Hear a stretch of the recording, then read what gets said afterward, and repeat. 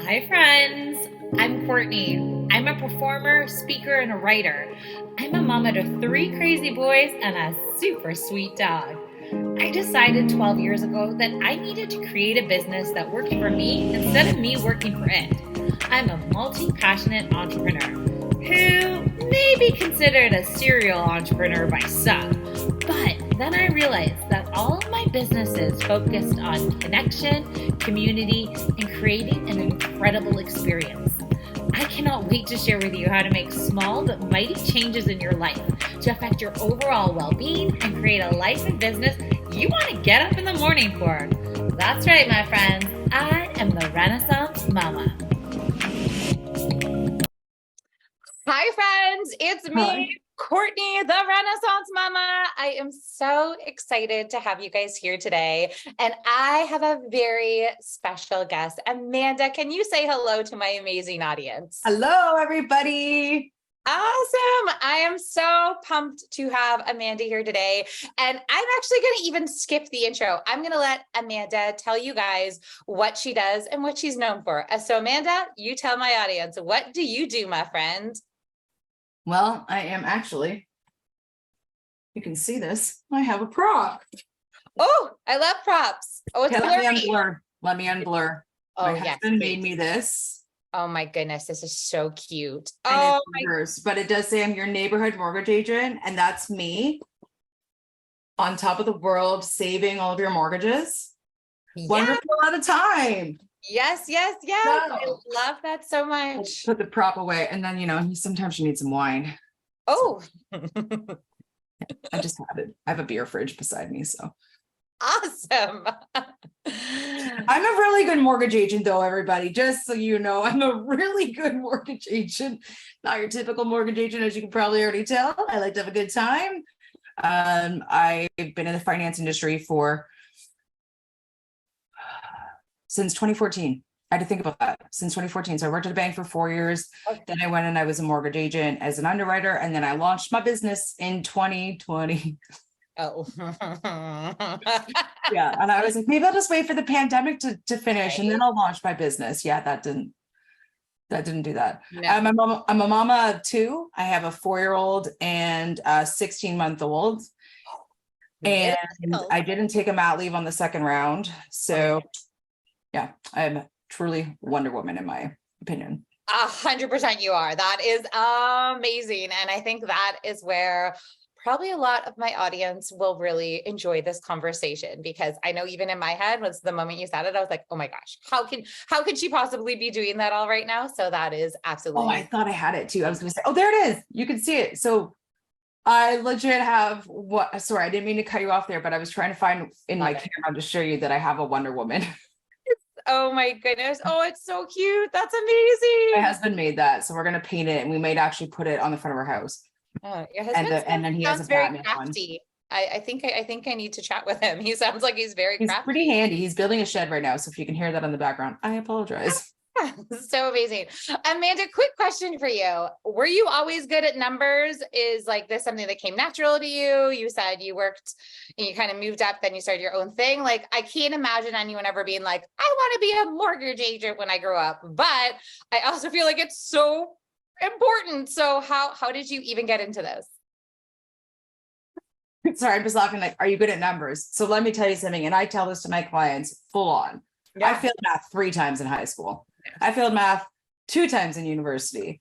So I'm of the, I don't know how old Courtney is, so I'm not going to ask, but I was the last year of OAC. So when I graduated, it was me and the grade 12s graduating at the same time. And there was one pathway for us to go through, and there wasn't enough for everybody to go. So I took a year off. But when I was in high school, you had 5 years. So I failed grade 10, grade 11, and grade 12. And the only reason I passed calculus in OAC is because I said to my teacher, please don't make me do summer school in my last year of school. I'm not going to school for math. I'm going in marketing because I like sales. And he gave me a 51. So like your negotiation, that's your strong suit. Yeah, that was a good strength. But no, I was not always good at numbers. I was good at talking. I got good at talking, and I was always a salesperson. So I started in retail and I was shy, believe it or not. Oh, I don't, but okay. Yeah. My mom's like, you weren't shy. I'm like, yes, I was. So what I did, I don't know if this is off topic, but I'm just going to tell you what I used to do. So let's say you're shopping and I'm like, you're shopping, like shopping. This is a shopper right now. You're shopping, you're looking at clothes. I would just stand there. I wouldn't say anything. And I would wait for you to tell me what you wanted. And then people would be like, I don't need you. And I'm like, okay. And I just walk away. And my boss said, my manager at the time, Lori, babysat her kids. She said, I can't keep giving you this 10 to 1 shift because I worked between my first period and fifth period in high school. So I worked between 10 and 1 and I would come back to fifth period and it was law class. And he's like, did you get your goal? Did you get your goal? So numbers, in a way to sales, like that was a thing, but like finance numbers like this, no, I never would have thought that I would have done that. Goodness. Considering what you're doing in school with math, but that's not math that you use in like regular world. Like I'm not looking for the polygram or I don't even know what it's called, the triangle thing. Yes. I need to find X. Well, kind of, I do need to find X, but like for me, once you get it, like I love it. And I'm not a numbers girl. Okay. But it just basically, I've had, so I won't go into too much detail, but I've had 10 career paths since I graduated university. And I just kind of stumbled into this one. I was working at a bar, Finn McCool's. I worked there for 10 years as a bartender. So that's where the sassy comes from. And I'm also a bat catcher. So there's a little bit of sass there too. And I'm a Gemini. Let's just throw it out there because there's pretty much it. I was recruited. The guy said, do you want to come work at a bank? He was like, do you want to come work at RBC? I see something in you. I think you're really good. I like want to come in. And I was like, yeah. You think a bank's gonna hire me? I was like, me? And then I was like, okay, sure. I want to get out of this restaurant. Anyway, I was like, I knew that the restaurant wasn't like my career path. It was just, I was happy there. I was making good money. Like, and I kind of thought maybe I'd be a hospitality manager. Thank God I didn't do that. Because no offense to anybody that's a hospitality manager, it's just not my cup of tea. They asked me to do it when I sold clothes too, because I sold $150,000 in a year and I was the top 15 in Canada. What? Yeah, at Bootlegger. That was freaking cool. Yes, I remember that story. Loved Bootlegger. So goals are my thing. The second that boss told me that I needed to hit my goals, I started talking to those customers and I started hitting my sales targets. And I never had that talk again. And then this happened. Now I just talk to everybody. Amazing. I think I answered that to some sort of a degree. You did. No, I love it because Perfect. I just, like I said, it's, to be completely honest, when I first saw your information and I was like, oh, do we want Amanda on the show? And I was like, I don't know, is this conversation going to be interesting? And then I met you and I'm like, oh, this conversation is going to be interesting. But then I also realized, like, you know what? It's a conversation that needs to be had. Like, so many people have mortgages, and I will be 100% honest. I am one of those that know very little about my mortgage. Like, you can have definitely 10 mortgages in your life and know nothing. I feel like that is the case. Like, I have owned, how many houses? This is my 4th house. Like I know very, very little. And I am one of those ones that I'm like, oh, sign here. And I'm like, okay, dokie. Like, I don't even know. So I was like, you know what? We need to have her on. This is a conversation that definitely needs to be had. So I was just wondering in my head, like, how did you even get to this place? But I love it so much. It's just like so random. But for me, like, mortgages are boring to like the average person, right? So like, I try to make it fun. For me, like, I get excited. Like, I get excited about like underwriting a file to be like, this one's exciting. There is a lot of times where like my files are really tricky. Like, I have a lot of really, really tough files. And I feel like the universe is trying to challenge me by throwing them to me because I don't know that any but other agent or mortgage professional would have necessarily come up with some of the plans that like I came up with. And that comes from experience. It just comes from seeing a lot of files. It's a lot of files. Like, I've been in the industry for 5 years. I've probably seen over like 1,000 files, like maybe more. So it's just, you see a bunch of things and then you find different ways to interact with it. I'm also a bit of an empath. So like, I feel people's energy. So I align with them, but when they're stressed, like some of them I can actually like, I start to feel their stress and their anxiety. Like, okay, I gotta like go back in this a bit. Yeah. Get too involved. But anyway, long and short, buddy, brought me into the RBC. Funny story about this. I interview them. The first person I interview with, I walk in, I'm like, you look familiar. I served him the week before and his family. And then I was like, oh yeah, I've served you guys a bunch of times. And we didn't even have an interview. He's like, so when do you want to start? What position do you want to do? And then the next person I interviewed with, which ended up being my boss, I served her on her 45th birthday or 40th birthday or something. I said, I just helped your birthday party. So I was like, happy birthday. And she's like, so here's the office. Like, and I was like, this is just things that happen. Like today I just had a chiropractic appointment and I was talking to the guy and I said, I'm a catcher. I think that's maybe why my hip is sore. He's like, I'm a catcher, my chiropractor. And then his next patient, I'm not throwing this at his next patient. I could be wrong. So if anybody hears this, they're like, that's not the correct story. I'm sorry. His next patient's sister was the coach of like Team Canada's women's fast pitch. What? And he's like, that's so weird. I said, it's just how it is. Yeah. You're like, it's just something that I have. And how I got connected with that person was through, I'm her mortgage agent. And she was telling me about her job. And I said, I really have a really sore hip. I've never been to a chiropractor. I think I want to come see your guy.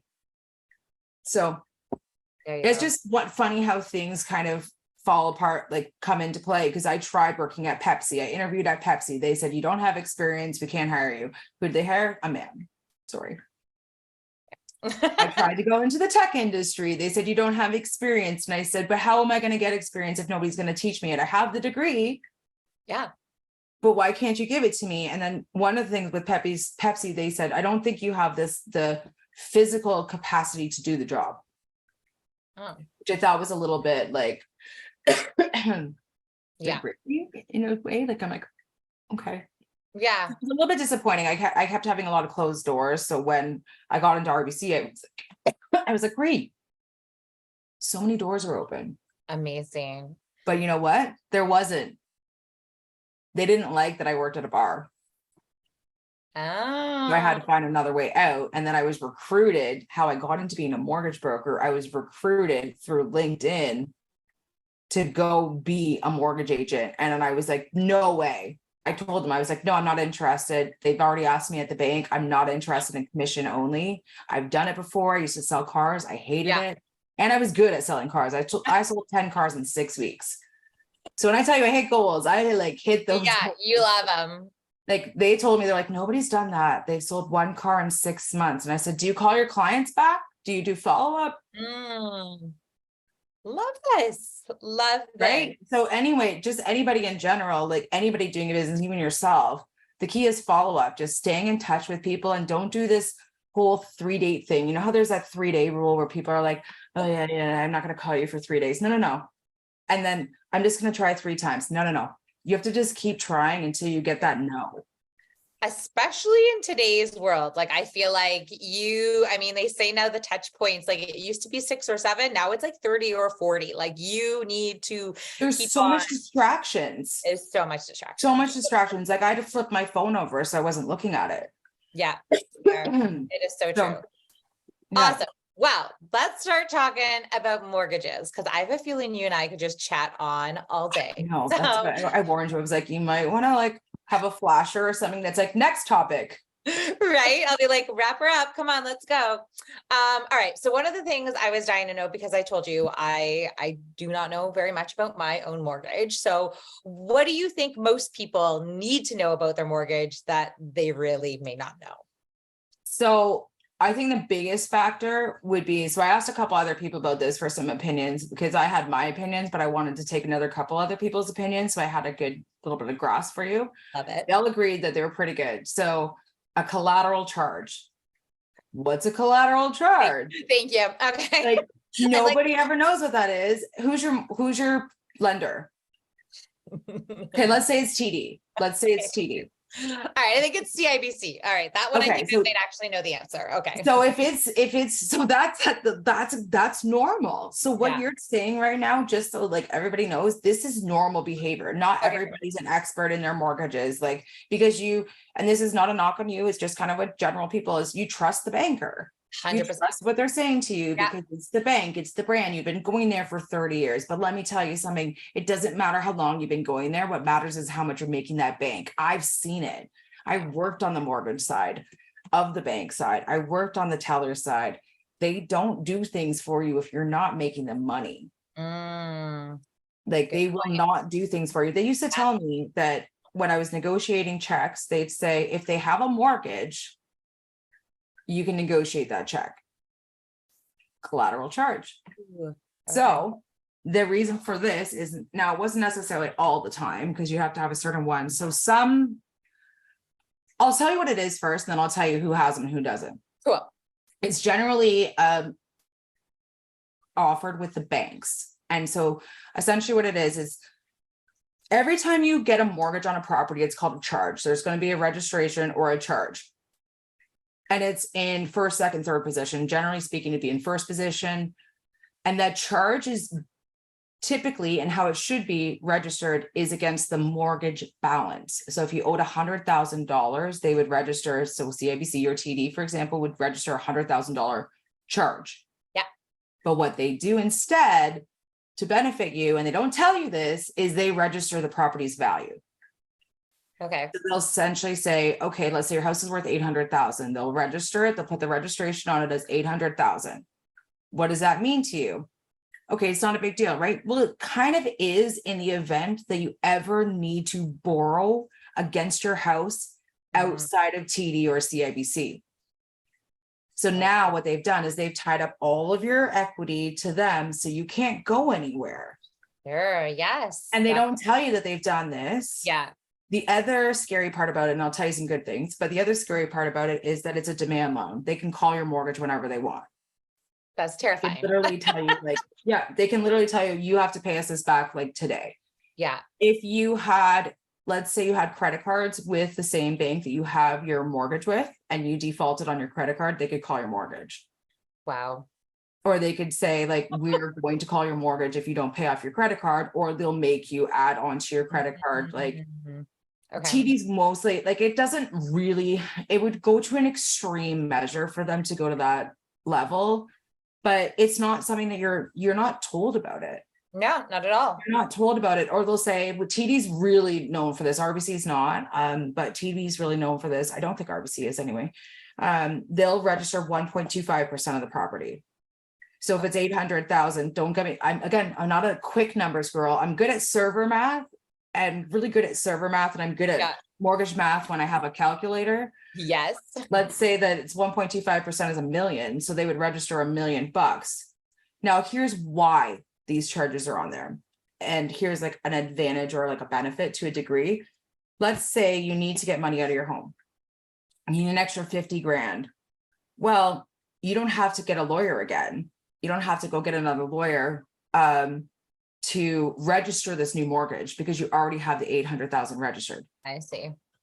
So all you have to do is get an appraisal, and as long as your house is worth 800,000, you get $150,000. Okay. Does that make sense? That's cool. Yeah. Yes. Okay. I like that you're breaking it down for me. I appreciate it. Yeah. So it's kind of like, so that's the benefit.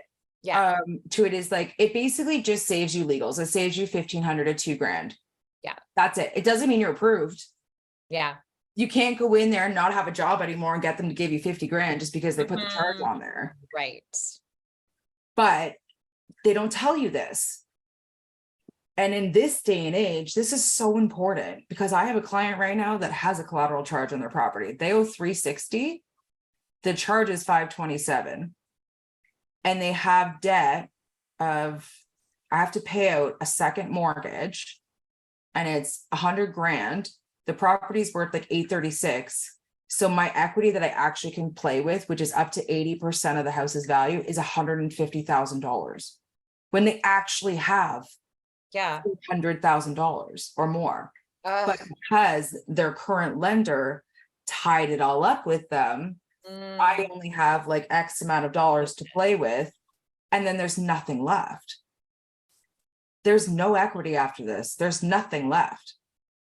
Wow. They don't have another solution after this unless their house goes up in value. And unfortunately, what they did, and this might tie into some of your other questions, is they signed their paperwork based on the rate, they didn't send it to me up front when I asked them to. They didn't tell me the payments. I don't think they read the paperwork, and they signed into what's called as a bona fide sale clause. Goodness. That is another factor that you need to know about your mortgage. So I kind of tied that all in there. Actually, that was pretty good on my part. That was good. That was good. I don't have notes here. I'm like, I'm just winging it. So the bona fide sale clause means that you cannot break your mortgage unless you sell your house. Ever. Like you have for the term. So this particular situation, they signed a 5-year term. Wow. So now they're not only like they have a first mortgage that they're going to have for 5 years, and they can't get out of it unless they sell. Yeah. And they have a second mortgage, which is in second position. So there's 2 charges on this property now. So here's their first, here's their second, that's going to be hanging out with them for 5 years. Because I can't move it. Yeah, because it's all connected. It's all connected to here because I can't. So a refinance is when you would be taking money out of your house. Because a lot of people be like renewal. Yes. Renewal is only when you're up at maturity and you're looking to shop around for a different lender. The second you need to take more money out of your house, you're into refinance. Okay. So it changes the topic. So I would say definitely want to know, what are like the terms and conditions? Yeah. What are your penalty calculations? Because like banks have banks are terrible for penalties. They have what's called like IRD is generally how you do calculations. So it's interest rate differential. Okay. So it's simple. I'm not going to go into details because it's super boring. But banks do what's called as a posted rate interest rate differential. So it's a significant difference in what you pay on your penalty. And it impacts fixed rate people mostly, because variables 3 months interest. Okay. And I would say those are the biggest things. And then prepayment privileges, but who has extra money these days? So prepayment privileges means that you can put money into your mortgage. It goes directly towards the principal. It doesn't change your monthly payment, but it does change your amortization, and it does decrease your principal or increase your principal payment. Awesome. Okay. Oh, I feel like there's so much I don't know. There's so much. No, but you don't need to know all of this because you have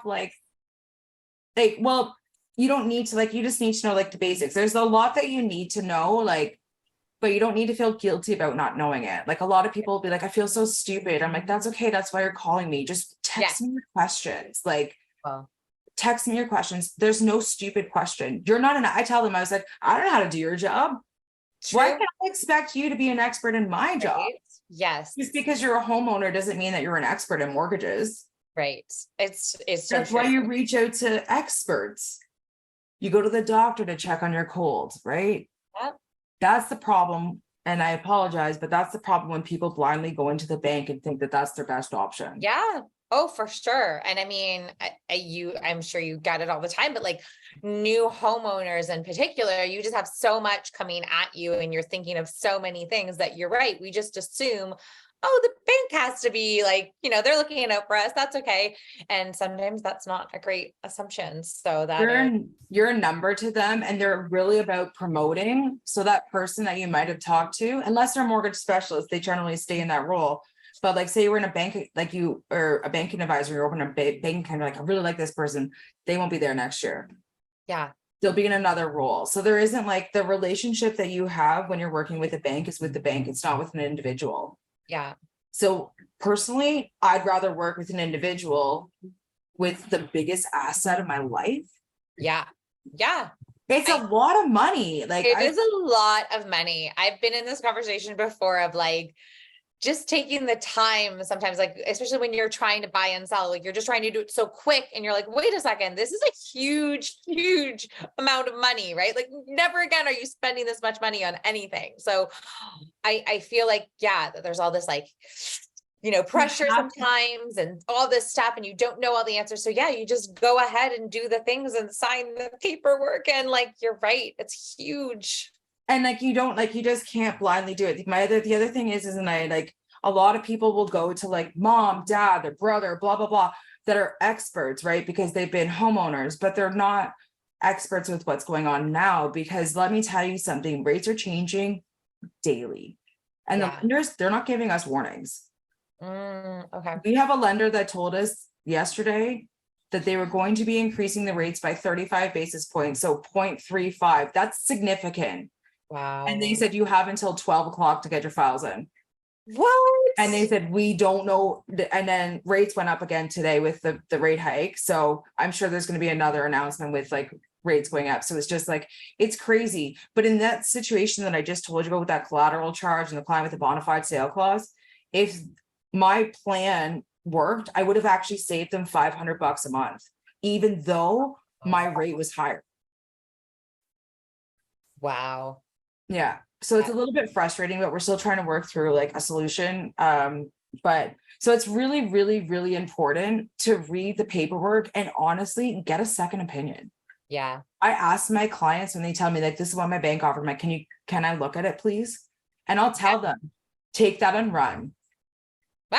Take that and run. And sometimes I don't even want to leave this secret because like, I don't want it to get around, but there's things that I do for my clients that help them get better rates with their current lender because I know I can't help them. I'm like, I can't touch this. Like there's things that like, unfortunately banks have the ability to just waive some of the rules. Yeah.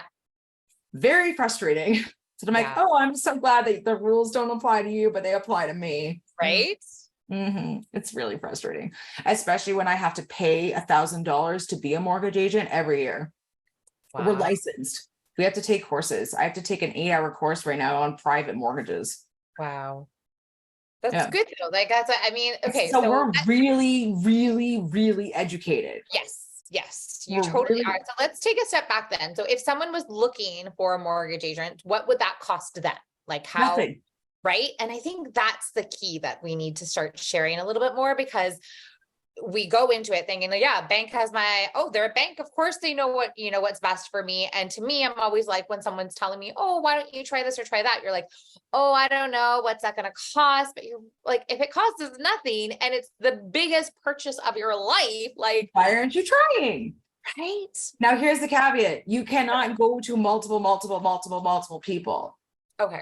You got to try and pick like a couple of people, do your research, have a phone call first. We're all commission based, but the thing that the general public doesn't know is that when you're talking to so there's different levels. There's mortgage agent level 1, mortgage agent level 2, and then there's a broker. I'm mortgage agent level 2.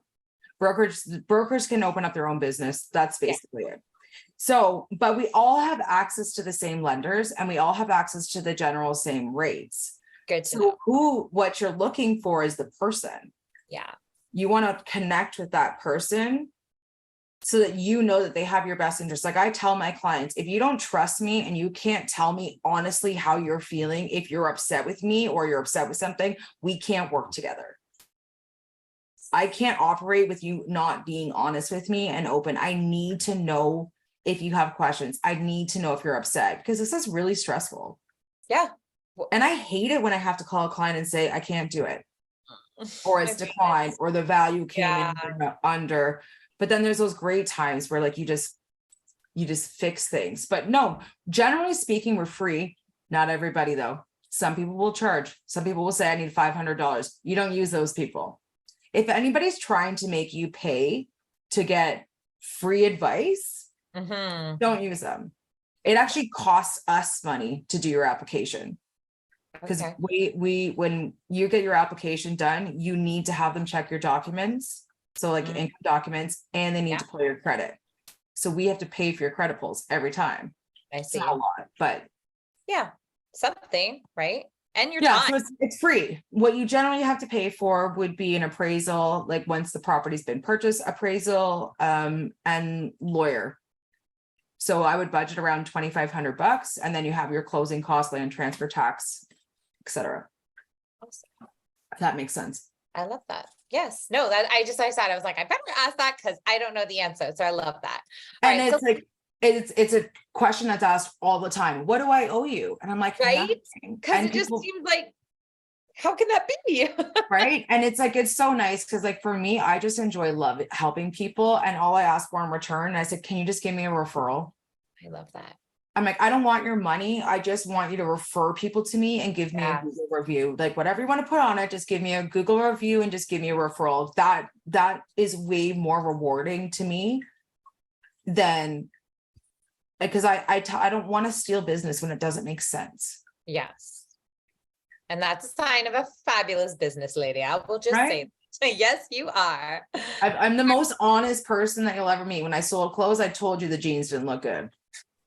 I got to $150,000. Because people want that. They want They look good honesty. when you walk out to their date with they want to make sure their butt looks good. I'm like, Right? let me see. And I'm a butt girl. You know.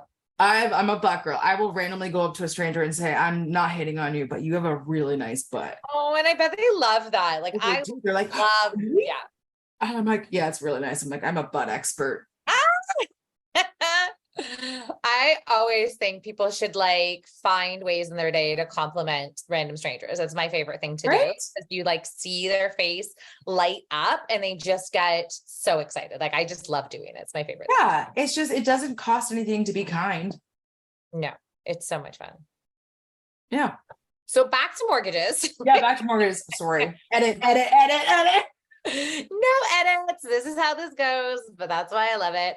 All right. So if I was like brand spanking new, what are the different types of mortgages in Canada right now? So that's okay. So technically, is this loaded question? Like kind of, but not really. In the broker world, we have what's called as an A, B, and a C mortgage. Okay. The banker world, they typically have like an A and maybe a B. So the general public would have what is generally called as an A mortgage. So that would be where your high ratio you might hear a lot about, or CMHC, Genworth, and Sagen, or Canada Guarantee, Sagen, and CMHC. Those are the three insurers in Canada that allow homeowners to go in and buy a property for less than 20% down. Okay. So that's called a high ratio mortgage. If you see any advertisements around anywhere for rates, and they say lowest rates around, it's for those mortgages. And the reason for that is that the CMHC insurance premium that you pay on the mortgage basically allows the lender to get all of their money back if you walk away from the property. Oh. So there's literally no risk to them. So they're like, yeah, we're going to give them the best rates. I see. Getting our money back. Yeah, they don't care. Why not? So then after that, there's different down payment requirements. I don't know if that's a topic that you want to go over. With the first time home buyers, you have up to 500,000 you can do in 5%. Okay. And then between 500 and 999,000, you need 10% of the difference. So for 600,000, you would need 35,000 down, and then 500,000 is 25. So a lot of people would think, I need 60,000 for a $600,000 purchase. And I used to think that before I got into mortgages. Yeah. But it's not, it's the difference. It's the difference after you hit the 500 and up. And then sometimes there's a tier once you get to 750, they want a difference of 50%. Oh, wow. Okay. Lender specific. And then you have the 20% bracket. So once you have 20%, you can go in the A, B, or C category. Okay. A's are like where you ideally want to be, like you have good credit, no income problems, nothing wrong with your credit. B is where you're going to have fees, the lender fee, and there's broker fees, and that's discussed at the beginning of the conversation. Okay. These are for people that have bruised credit. So they've had like collections, bankruptcy, divorce, sloppy divorce, or self-employed. Yes. Let's be honest, self-employed people, we write everything down. We don't want to pay these taxes, but then we want to say, well, no, I actually make that money. Why aren't you lending on it? But the problem is that you're not actually showing when you're being audited, like, because everything's audited. Yes. And there's certain policies and stuff that like have to be abided by.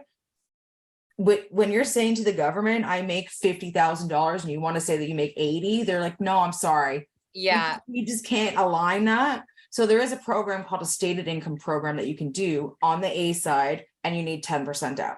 Okay. So that's another program, but 20%, like once you get into the B side, 20% is your minimum, and then there's fees. But basically there's three types of mortgages. 5% is the minimum. You can also buy a cottage with 5% down. Oh, you can be a homeowner and you could own your home and buy a cottage for 5% down. You could own your home and you could buy your daughter a house for 5% down. Oh, that is handy because I'm So thinking, it's like, it's a second home. It's a second yeah. program that CMHC, that the insurers Mhm. offer. So nobody knows, like a lot of people don't know that. Well, And this isn't just for first time home buyers. It's for yeah. anybody. Okay. As long as your credit is there and as long as your income is there, anybody can do it. Interesting. Yeah, it's really kind of cool. The other cool thing about it is that this is something that not a lot of people know about. And unfortunately, divorce is very high lately. You can buy back your house. So if you're in your home, I talk with my hands a lot. I do. When you're in your home, I was like, do I have a house in here? I would do it as an example, like, here's my props. Mr. Dressel, let me get my ticket. I love your props. I don't have a house here, but here, I'll use this cup. So this is your home. Okay. And your ex wants to split up and he's like, I want out. And you're like, okay, I'm gonna buy it. So you go in and you buy this house, your ex goes off, this is your ex. He's like, thank you. You give him his money. You can buy this house again for 5% down. Oh, that's brilliant. Yeah, you can go back and buy this for 5% down. You have no land transfer tax. Yeah. You can pay out any debt that's joint. Mm-hmm. You can't do otherwise. If you're paying out debt that's not joint, it's called a refinance, but you can do a 5% down. Or I've done it where I just did it as 20% and I got them better rates. Wow. So because I kind of did a loophole. So in the broker world, we have 3 buckets. We have insured, insurable, and uninsured. So insured is when you're doing the CMHC and you have the premium. The insurable is when your amortization is 25 years and you're not over $1 million.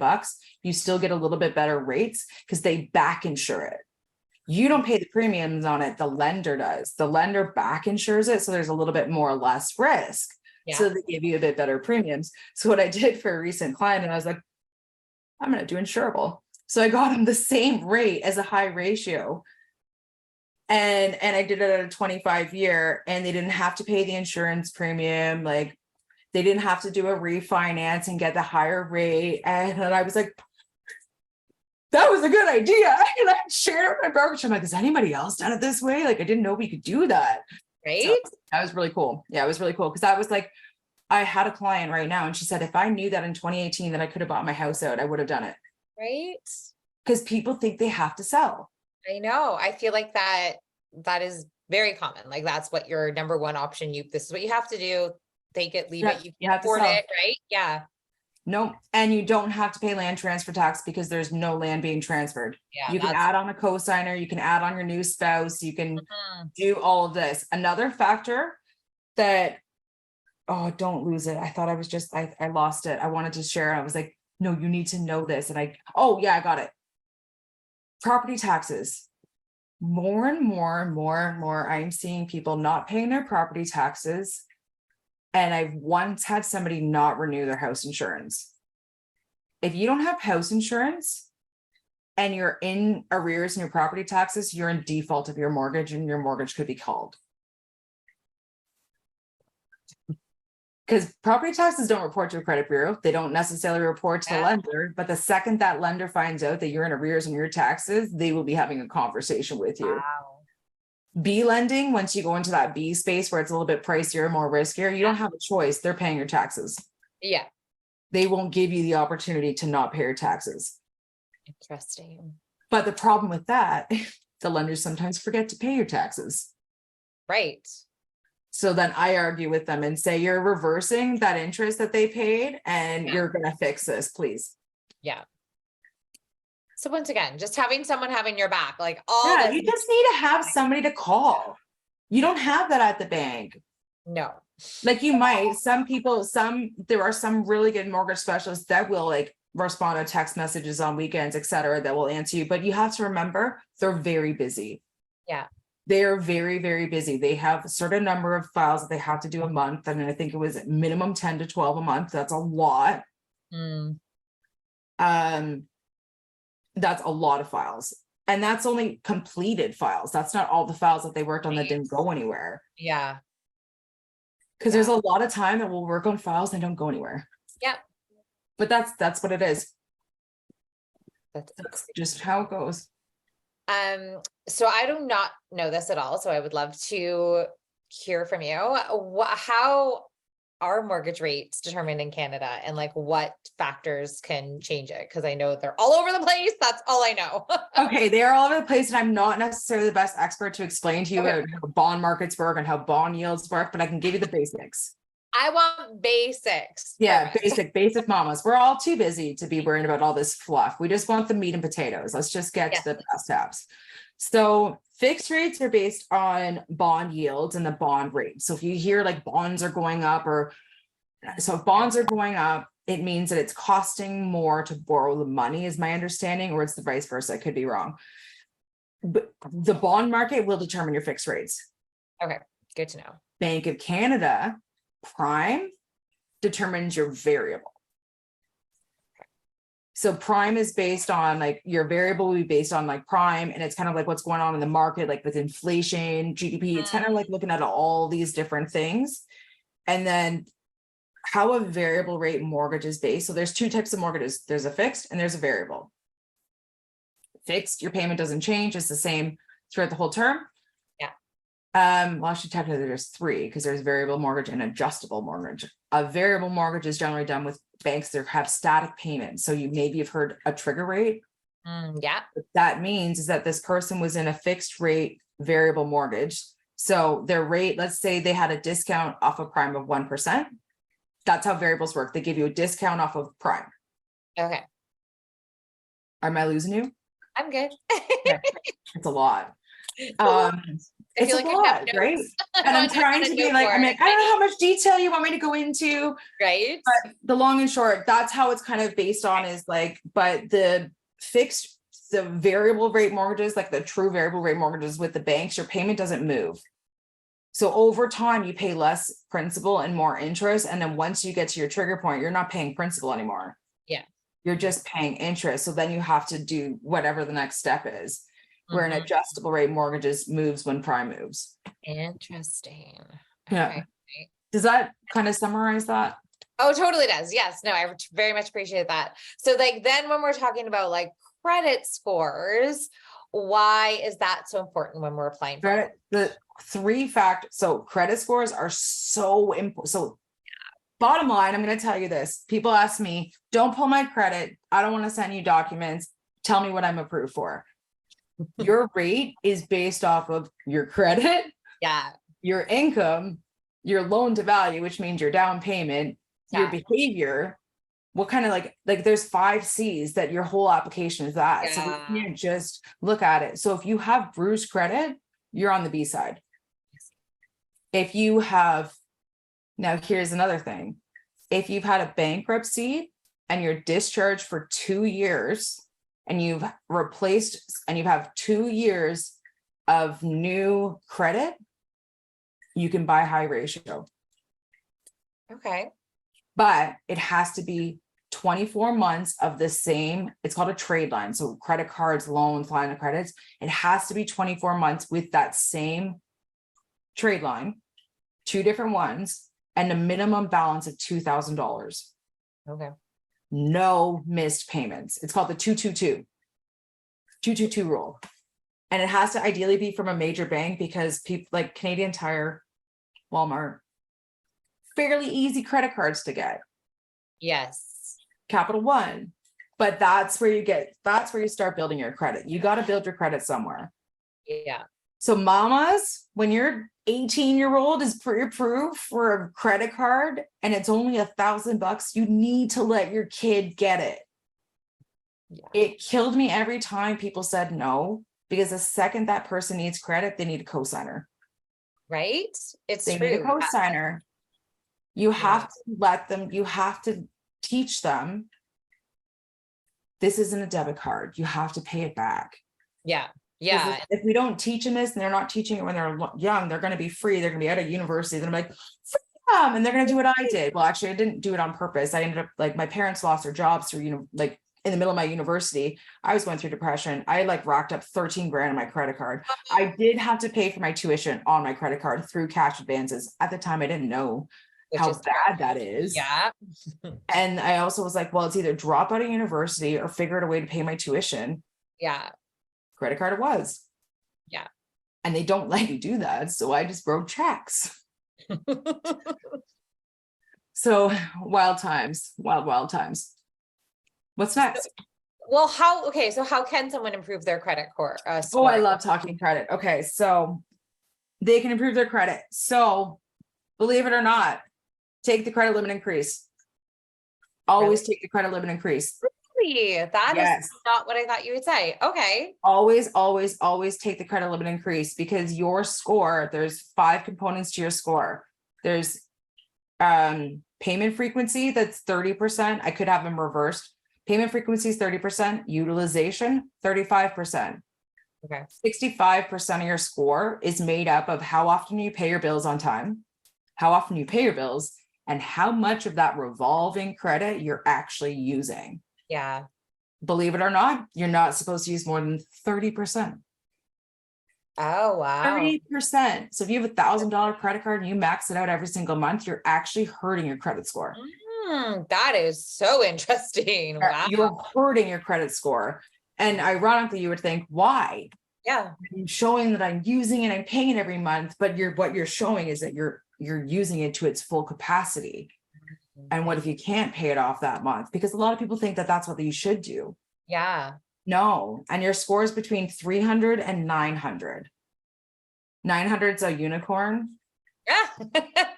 I pulled one the other day. Actually, it's my chiropractor girl. She's a unicorn. It was really cool. So I was looking at it, I'm like, what do I need to do to become a unicorn? I want to be a unicorn. There's no magic way. There's just parts about it. So one of the quickest ways to improve your credit score, increase your credit limit. Take that credit limit increase, but you just need to know and have the discipline not to overspend on it. Like if you know that you're going to spend $2,000 every month, then ideally change your credit limit to reflect that. Yeah. So put it at 10 grand. So you know you're never going to hit that. Your score's going to be good. As long as your score is in the 700 range, like 680 to 700, you're pretty good. Okay. But I'll tell you something, Borrowell, Credit Karma, your bank app, those aren't your real scores. Okay. Those are different scores. There's 4 types of scoring. What I use is called as a FICO score. What you see is a credit score, like it's a credit number. So your score might be higher than my score. I see. And the reason for that is they're measured differently. Your score is taken like a 6-month capture of your history. And when I pull it, a loan officer, a banker, we have like 2 years of history. Wow. So it's more in depth. So the numbers aren't always twined. Yeah, so sure. Increase your credit limit, pay off any collections. Yeah. Any collections that you have, you negotiate, you pay those off. You got to get those off. You got to check your credit every month. Every month, you got to check your credit and see what's reporting. I had 2 clients that had collections on their account that weren't theirs. One client had property taxes from the city of Waterloo. I'm like, you ever lived there? I actually joked around and said, do you have another wife? What? Do you have a family that we don't know about? And it was $10,000 and was on there for 8 months. Oh my God. I would never even have considered that. That is crazy. You wouldn't know that. But okay. So other ways to improve your credit score. Don't cancel your credit cards. Oh, okay. People will cancel their credit cards. They'll get a new credit card and they're like, I don't need this one anymore. You just erased all of that history. No, really? Gone. It's not active. You just like, it is like, sometimes it is the worst thing you can do, because now you just lost all those 72 months of reporting. It's gone. So if you just got that credit card and that's your second trade line, guess what? You might have an issue getting a mortgage because you don't have an active second trade line for 24 months. Do you know what else sucks? You pay it a loan, your credit score goes down slightly. Really? You pay it a loan, credit score goes down because you lost the history. Isn't it ironic? You pay off your loan and they drop your score, but it's because you lost that trade line. So just replace it. Okay. I get that. for the most part, it's kind of minor. It depends. If you have what's called as thin credit, so you don't have a lot of trade lines, you're going to see these impact your score more than others that have like a few credit cards or like a line of credit. There's nothing wrong with having a line of credit. Just don't put a balance on it. That actually helps your score. The more revolving debt that you have that has zero balances on it, that you use once a quarter, once every season, that's what I say to people. Once every season, use the account, pay it off, make it have some activity, keep it active. Yeah. And then that'll help you score. You can improve your score in like 2 months. Okay. That's by doing these little things, getting your utilization in, making sure your payments are done. You can pay out a collection and your score will go up, and like pretty much after it's reported and been paid out, it will go improve your score fairly significantly. Wow.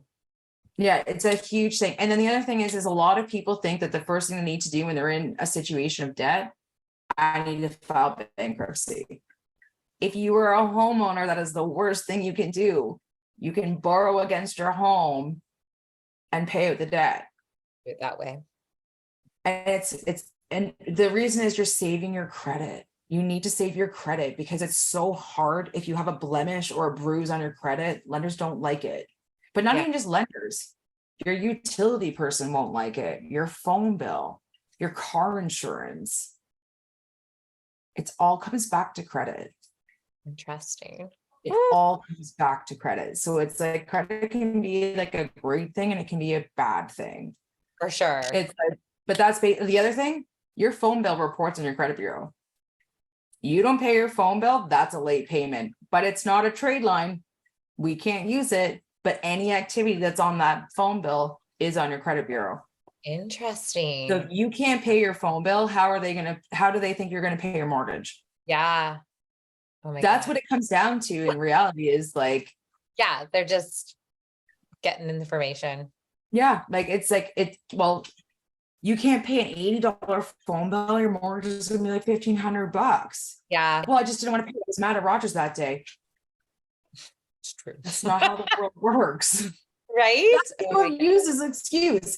I was mad at them. I didn't want to. Oh, for sure. One person said, I don't get paid on time, so I don't pay my bills on time. Yeah. Right. And that's a business owner. He was a self-employed contractor. Yeah. I'm like, yeah, you're not going to be my contractor. Oh my goodness. Oh, Amanda, I'm loving this conversation so much. I feel like I've learned so much, but our time has just flown by. So I'm going to ask you one more question, and then I'm going to get you to share with my audience how they can get in contact with you. So what do you think is the hardest part of your job? Document collection. Yeah, fair. Legit document collection. I get so much pushback on the document collection. Why do you need this? Why do you need this? And you know what it does? It pushes back the process so much by me having to continually have conversations with you to tell you why I need these documents. Yeah. I mean, I feel like even just having this conversation today, though, seeing what you can do, I'd be like, here you go, take all my stuff. Because now that I know, like, obviously how knowledgeable you are, how you clearly care about your people, and like all the loopholes, all the things that I had no idea, I would be like, yeah, here, take everything, anything, take any, you want any information on me, let's take it. Because yeah, I think that and finding the leads, I'd say. Yeah. I ask everybody for their mortgages. Anybody in the street, I'm at the park, I'm like, do you have a mortgage? Or I'll hear somebody talking about the house. I'm like, do you have a mortgage on it? Yeah, why? I want it. Literally, that's what I say. I'm like, what? And I'm like, it just catches them off guard. Now they're listening to me. Yeah. I'm like, let's talk about it. I actually just messaged a friend of mine and I said, what's going on with your mortgage? She posted about today saying like, these rates keep going up. And I was like, what's going on? Are you still in a fixed or in a variable or are you in a fixed? She's like, no, we locked in. We've got 1.9, but we've got 80K in debt. I said, I can fix that and I won't touch it first. Wow. So I would say document collection and like finding the leads is like the hardest part because it's when you work with the bank, they see everything. Yes. That's why they're not asking you for documents. They see everything. They'll decline you if you have NSFs in your account. Yeah. Yeah. They've seen it all. Oh, Literally.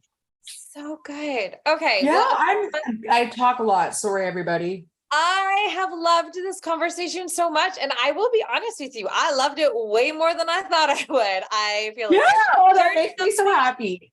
I feel like I've learned something. I feel like you're like so entertaining. I can feel your energy. I can feel how much you care about your people. And I feel like you've totally given me so much to think about that I'm definitely going to have a chat with my husband this evening and probably just to like figure out where we're at. Cause it's a conversation that should be had just to say, hey, you know what? We should talk about this. I have a really cool prop here for you. I won this. More props, more props. Yeah. This is a Rookie of the Year award for my brokerage. So I won that in my first year of launching my business. So they give it away every year to the best rookie person that's in their first year of business. Yeah, it was cool. Amazing. Okay. Well, how can my audience find you? Oh, okay. So I have a few ways. I guess the easiest way is like Facebook or Instagram. My two handles are Lawson Mortgages, and believe it or not, Catwoman's Mom is my other one. Or my phone number. I wish I had a way of like writing it to you, but it's 519. I'll be sending in my show notes. Yeah. Don't you worry. I'll be sharing it. My social media is the thing that sucks about some of my social media is the mortgage industry won't let us advertise under our like, I would like to be called Lawson Mortgages, but I'm not allowed to have my Facebook page be that. It has to be Amanda Lawson Mortgage Agent Level 2. I have to change my Google business to Amanda Lawson Mortgage Agent Level 2 instead of Lawson Mortgages. So silly. Yeah. But really, you can Google me, Amanda Lawson. I'm super searchable. I made sure of that. It's a detriment because I have little kids because I'm like, you'll be okay. Like I have a sign on my front lawn. If you actually drive around Guelph, Ontario on Country Club, you'll find my house because I have a sign on it and I have a sign on my door. I love it. But Lawson Mortgages, Catwoman's Mom. And then drop me a DM, send me a text, my email. I think you have my email. I will share it all in my notes for sure. Yeah, anything. Send me videos. I love videos. I send videos and voice messages to my clients too. So you think this is fun? Wait till you see my videos. Sometimes I'm a moose, a cat. I have loved this conversation so much. Thank you again for coming on the show. I thoroughly enjoyed myself and I know my audience did as well. For my amazing audience, thank you again for your joining, taking the time out of your day to check out the show. We really appreciate it. And bye for now, friends. Cheers.